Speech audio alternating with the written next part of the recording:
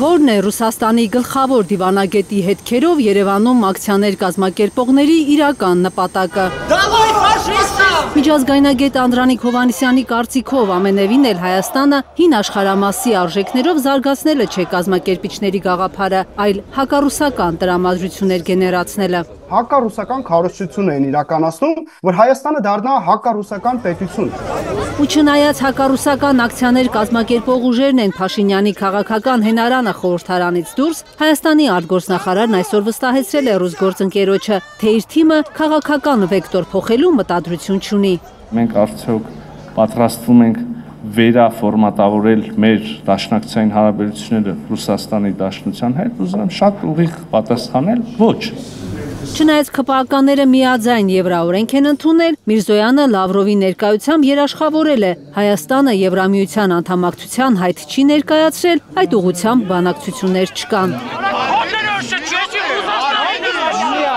Այն նույն Միրզոյանն է երաշխիքներ տվել Լավրովին, որ 10 տարի առաջ Ռուսաստանի դեսպանատան մոտ էր գնում ընկերների հետ Ռուսաստանի դրոշը վառելու։ 2026 թվականի ընտրություններին ընդառաջ, ըստ միջազգայնագետի, Փաշինյանի թիմը նորից փորձում է շահել ռուսների սիրտը։ Հատկապես Պուտին-Թրամփ շփումների ակտիվացումն է Հայաստանի գործող իշխանության համար մեսիջ դարձել։ Աշխարհաքաղաքական իրադարձությունները կարող են իրենց պատկերացրած հունով չգնալ։ Իրենք փորձում են սիրաշահելով աջակցություն ստանալ Մոսկվայի կողմից, որպեսզի նորից վերընտրվեն հաջորդ տարի։ Ըստ Հովհաննիսյանի, Փաշինյանը հասկացել է արևմուտքից իրենց սխալ են բացատրել իրավիճակը։ Անհիմն է եղել վստահեցումը, թե Ռուսաստանը ջախջախիչ պարտություն է կրելու Ուկրաինայում, իսկ դրանից հետո խաղ ու պար է լինելու ռուսներին հարավային Կովկասից դուրս հանելը։ Գլխավոր ռևիզորներ։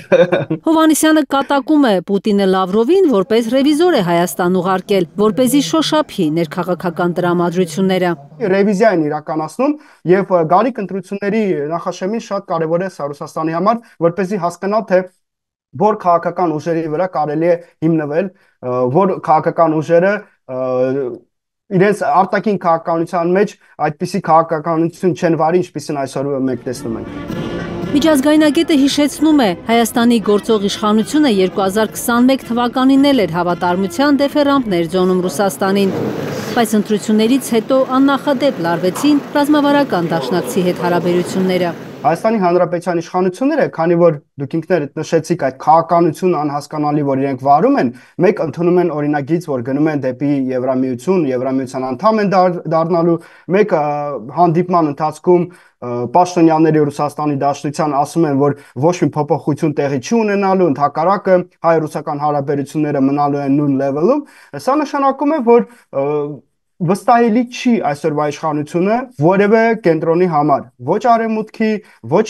Ռուսաստանի, ոչ Չինաստանի, ոչ Իրանի, ոչ մեկի համար ինքը վստահելի չի։ Իսկ եթե ինքը վստահելի չի, ուրեմն տարբեր գերտերություններ, ընդհանուր Ռուսաստան լինի դա,